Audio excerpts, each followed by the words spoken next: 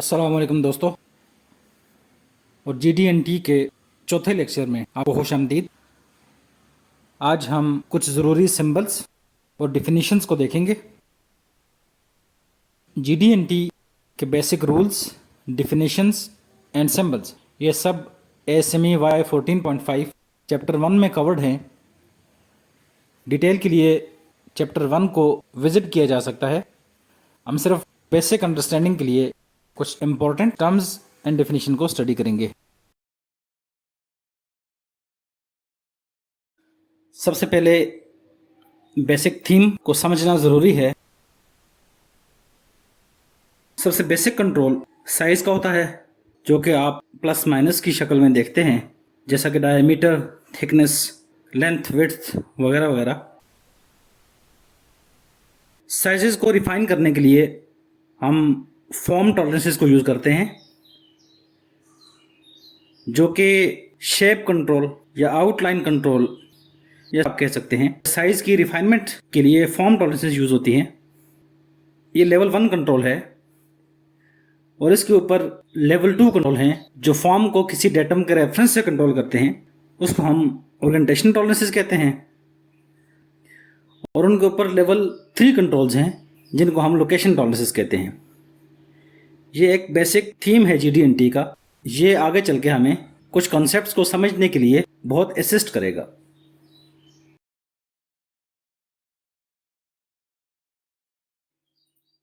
सबसे पहली चीज़ है feature control frame. Geometric dimensioning and tolerancing को अप्लाई करने के लिए एक फ्रेम यूज होता है, जिसको फीचर कंट्रोल फ्रेम कहा जाता है। इस फ्रेम के इंपॉर्टेंट एलिमेंट्स आप देख सकते हैं। सबसे पहले 3x या 3 इंटू लिखा हुआ है, तो ये नंबर ऑफ फीचर्स को शो करता है।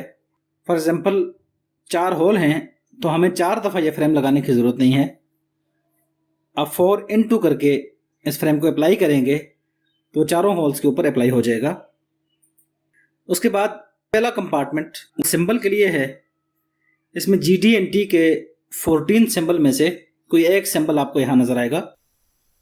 और सेकंड कंपार्टमेंट मल्टीपल एलिमेंट्स के लिए है, जिसमें से सबसे पहले आपको जोन मॉडिफायर नजर आएगा, जो नॉर्मली डाया का सिंबल होगा। अगर सिलेंड्रिकल फीचर्स हैं तो वहां हम डाया का सिंबल यूज करते हैं।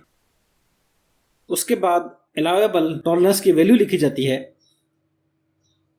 और उसके बाद मटेरियल मॉडिफायर्स या एडिशनल मॉडिफायर्स, जैसा कि MMC, LMC, projected tolerance zone वगैरह अप्लाई होते हैं। और जो आखिरी कंपार्टमेंट होता है वो डेटम के लिए मुख्तस किया जाता है। अब डेटम अगर अलग अलग कंपार्टमेंट्स में हैं तो उसको हम primary, secondary and tertiary datum कहते हैं। इसकी डिटेल हम आगे चल के डेटम के लेक्चर में पढ़ेंगे। GD&T में एक कॉन्सेप्ट यूज होता है, जिसको मटेरियल कंडीशंस या मटेरियल मॉडिफायर्स का कॉन्सेप्ट कहा जाता है। अमाउंट ऑफ मटेरियल या वेट ऑफ द पार्ट के साथ एसोसिएट करके 3 तरह की कंडीशन बनाई जाती हैं। Number 1 is maximum weight condition या मैक्सिमम मटेरियल कंडीशन, जिसको MMC कहा जाता है, और उसका symbol M in a circle है। ये किसी पार्ट के मैक्सिमम वेट को शो करती है। शाफ्ट जब अपने हाईएस्ट लिमिट भी होगी तो उसका वेट मैक्सिमम होगा, और होल जब अपने लोएस्ट साइज पे होगा, मिनिमम साइज पे होगा, तो उस वक्त उस पार्ट का वेट सबसे ज़्यादा होगा। तो शाफ्ट के लिए लार्जेस्ट साइज MMC होगा और होल के लिए स्मॉलेस्ट साइज MMC होगा। इसके बिल्कुल अपोजिट LMC की कंडीशन है, यानी मिनिमम अमाउंट ऑफ मटेरियल या मिनिमम वेट कंडीशन। शाफ्ट अपने स्मॉलेस्ट साइज पे और होल जब लार्जेस्ट साइज पे होगा तो उसको LMC कहा जाएगा। ये दोनों GD&T और साइज टॉलरेंस को आपस में लिंक करने के लिए इस्तेमाल की जाती हैं। और हमने साइज और GD&T को आपस में लिंक ना करना हो तो उस कंडीशन को RFS कहा जाता है, यानी ट्रू पोजीशन की या कोई भी GD&T की वैल्यू जब फिक्स करनी हो तो उस कंडीशन को RFS कहा जाएगा। और जब उसको वेरिएबल रखना हो with reference to the size तो उसको हम MMC या LMC कहते हैं। RFS के लिए कोई सिंबल नहीं है और ये डिफ़ॉल्ट कंडीशन है, यानी अगर आपने MMC या LMC का सिंबल इस्तेमाल नहीं किया तो बाय डिफ़ॉल्ट RFS का सिंबल अप्लाई होगा।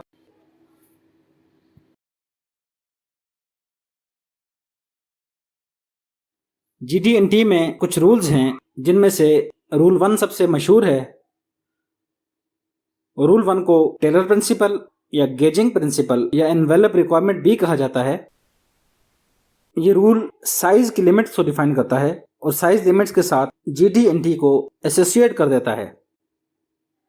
इस रूल के मुताबिक अगर किसी फीचर का सिर्फ साइज दिया गया है तो साइज की लिमिट्स उसकी GD&T या फॉर्म की लिमिट्स को भी डिफाइन कर रही होती हैं। फीचर की फॉर्म साइज लिमिट्स के अंदर रहते हुए वेरी कर सकती है और जो ही वो साइज के एनवेलप से बाहर जाएगी तो पार्ट को आउट ऑफ टॉलरेंस कंसिडर किया जाएगा।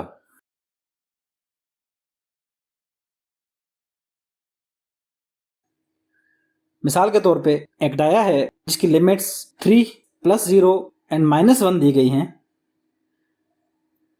तो ये एक एनवेलप बनाएगा डाया 3 का, जो कि इस शाफ्ट के लिए MMC है। MMC के एनवेलप के अंदर इस पार्ट को लाई करना चाहिए।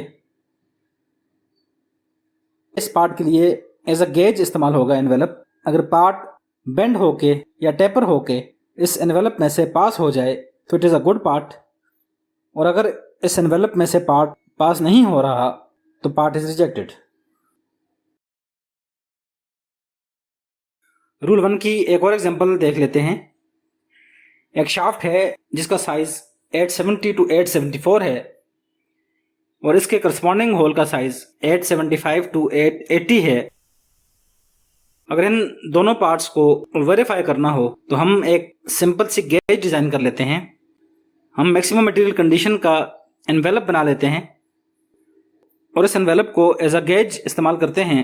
तो इस पिन को अगर ये टेपर्ड है या कॉनिकल बन गई है या बेंड हो गई है तो इन सारे डिफेक्ट के साथ अगर ये पिन इस एनवेलप में से पास हो जाती है तो it is considered good part, और अगर इसका बेंड इतना ज़्यादा है कि वो इस एनवेलप में से पास नहीं हो सकती तो इट इज़ रिजेक्टेड। इसी तरह हम एक गेज बना लेते हैं होल के लिए जो कि MMC साइज यानी 875 के साइज के ऊपर बनी होगी। अज्यूम करें कि होल टेपर्ड बन गया है या बेंट हो गया है या कॉनिकल बन गया है, लेकिन ये गेज अगर इस होल में से पास हो जाती है तो part is good, otherwise part is rejected. तो इस एग्जांपल से क्लियर हो रहा है कि साइज की लिमिट्स एक बाउंड्री बनाती हैं और पार्ट उस बाउंड्री के अंदर ही लाई करना चाहिए और उसकी फॉर्म और ज्योमेट्रिकल शेप उस साइज की लिमिट्स के अंदर ही कंट्रोल होनी चाहिए और इस लिमिट के अंदर रहते हुए GD&T अप्लाई करने की ज़रूरत नहीं है।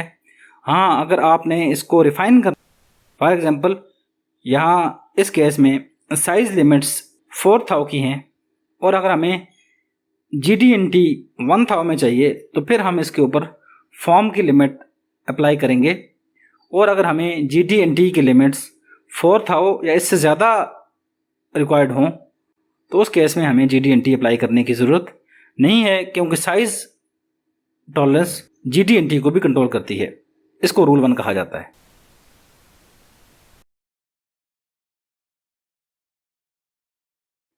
याद रहे कि रूल 1 सिर्फ साइज टॉलरेंस की हद तक अप्लाई होता है।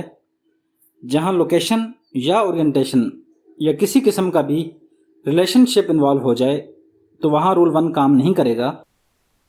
फॉर एग्जांपल, ये एक स्टेप्ड शाफ्ट है और यहाँ पे मुख्तलिफ फीचर्स आपस में कॉन्सेंट्रिक हैं, एक ही सेंटर पे हैं, या मुख्तलिफ फीचर्स आपस में 90 डिग्री पे शो किए गए हैं, तो ये 90 डिग्री और कॉन्सेंट्रिसिटी का कंट्रोल है वो रूल 1 के तहत कंट्रोल नहीं होगा और इस सूरत में डेटम रेफरेंस फ्रेम और स्पेशल कंट्रोल्स अप्लाई करने ज़रूरी होंगे।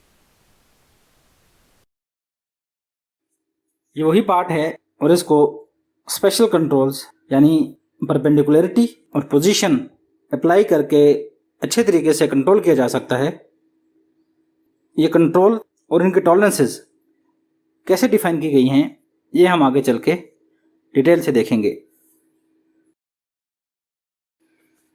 रूल 1 एसएमई में डिफ़ॉल्ट कंडीशन है, यानी अगर आपने कोई भी साइज टॉलरेंस स्पेसिफाई की है तो उसके साथ GD&T ऑटोमेटिकली अप्लाई हो जाएगी। तो ऐसी बहुत सारी कंडीशंस होती हैं, जैसे फॉर एग्जांपल स्टॉक साइजेस हैं या कोई बहुत पार्ट है जिसके लिए साइज लिमिट्स के अंदर रहते हुए शेप या फॉर्म कंट्रोल करना एक मुश्किल टास्क है। तो ऐसे केसेस में स्टैंडर्ड इंडिपेंडेंसी का एक कॉन्सेप्ट देता है जो इस रूल 1 को रिवोक कर देता है। फॉर एग्जांपल बहुत लार्ज साइज़ की एक प्लेट है या शीट है जिसकी थिकनेस 245 से 255 के दरमियान दी गई है। अगर हम रूल 1 के तहत देखें तो इसको टोटल बेंड अलाउड 10,000 का होगा, जिसको मेंटेन करना बहुत डिफ़िकल्ट टास्क है और डिज़ाइनर की रिक्वायरमेंट भी नहीं है।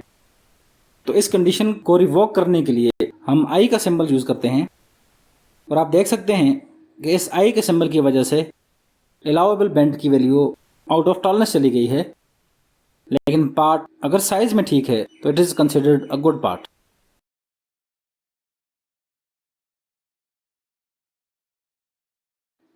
सो कॉल्ड रूल 2B है GD&T में, जो ये डिफाइन करता है कि जहाँ LMC या MMC इन दोनों की सिंबल्स अप्लाई नहीं की गई वहाँ पे RFS अप्लाई होगा। Actually old versions of standard में RFS के लिए एक अलग से सिंबल डिफाइन की गई थी, सर्कल्ड S, और जहाँ RFS अप्लाई करना हो वहाँ S का सिंबल अप्लाई किया जाता था। तो स्टैंडर्ड ने उस S के सिंबल को ख़त्म करके उसकी जगह पे रूल 2 डिफाइन कर दिया, जिसके मुताबिक LMC या MMC का ना होना RFS कंसिडर किया जाएगा। एक बहुत इंपॉर्टेंट टर्म यूज़ होती है GD&T में, जिसको फीचर ऑफ साइज कहा जाता है। बाय डेफिनेशन सिलेंड्रिकल फीचर्स यानी holes, shafts, threads, splines, gears वगैरह, ये सारे फीचर्स ऑफ साइज कहलाते हैं। और अगर कोई फीचर सिलेंड्रिकल ना हो तो उसके लिए कुछ कंडीशंस हैं, जिनमें से पैरेलल होना और अपोजिट होना।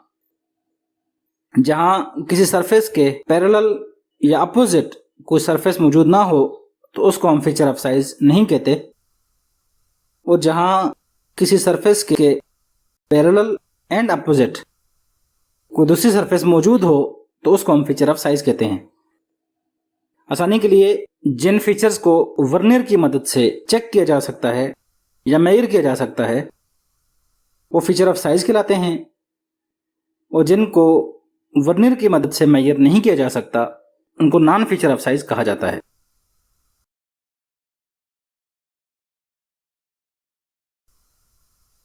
जिस तरह ये सिंगल सरफेसेस, जैसा कि आप देख सकते हैं रेड कलर में, ये सारी की सारी नॉन फीचर ऑफ साइज हैं, क्योंकि सिंगल सरफेस अगर सिलेंड्रिकल नहीं है तो हमेशा नॉन फीचर ऑफ साइज होगी। और ये जो सरफेसेस नज़र आ रही हैं सिलेंड्रिकल सरफेसेस हैं, होल्स हैं, और एक विड्थ है जिसके अक्रॉस प्लेन मौजूद है। इन सब सरफेसेस को हम फीचर ऑफ साइज कहेंगे। GD&T को अंडरस्टैंड करने के लिए ये कुछ इंपॉर्टेंट डेफिनेशंस थी। आज के लिए इतना ही। नेक्स्ट लेक्चर में हम डेटम्स और डेटम रेफरेंस फ्रेम का कॉन्सेप्ट पढ़ेंगे, जो कि बहुत इंपॉर्टेंट कॉन्सेप्ट है GD&T में।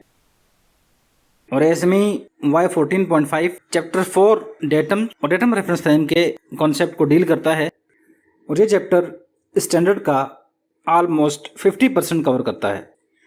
इसी तरह आगे चल के हम fastener formulas, fixed fastener, floating fasteners और वर्चुअल कंडीशन का कॉन्सेप्ट भी स्टडी करेंगे।